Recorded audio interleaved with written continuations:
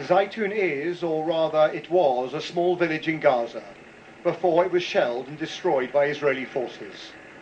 That much we knew, but now we have more detail, and all of it is deeply disturbing.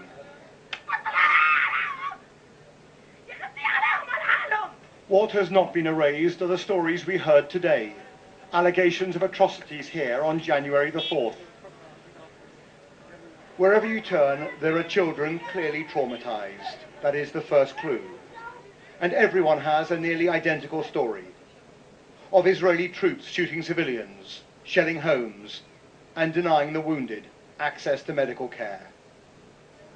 Abdullah Samouni is 9. Israeli troops stormed the home at 6 a.m. on the 4th. He says he watched with his own eyes the execution of his father. He was surrendering like this, said Abdullah.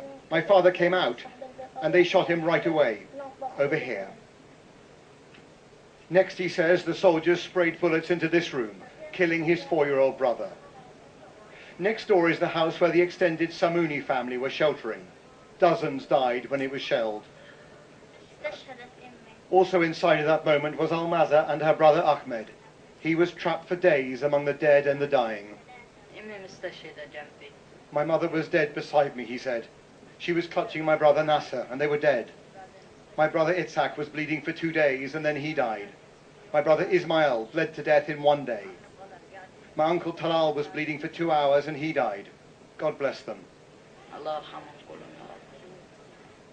The Israelis stand accused of stopping ambulances from reaching the scene. In the ruins, a psychiatrist from Jordan was trying to counsel the children. It's a massacre. They collected them from their houses. They knew that they were civilians, they were children. But were Hamas gunmen, as is possible, in the area? Suppose that there is one of the fighters around. What is it to do with all this? Is the price to kill the family as a whole? Is this baby carrying a machine gun? In the graffiti, Israeli troops are said to have left calling cards full of malice. Arabs need to die, reads this one. This woman says her 15-year-old son was shot dead while carrying a white flag.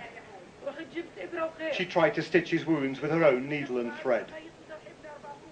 I was not here on the 4th and 5th of January, so I cannot independently verify these accounts. But from everything that I am seeing and hearing, in particular the consistency of the testimony, well, at a minimum, in my view, there needs to be a formal war crimes investigation.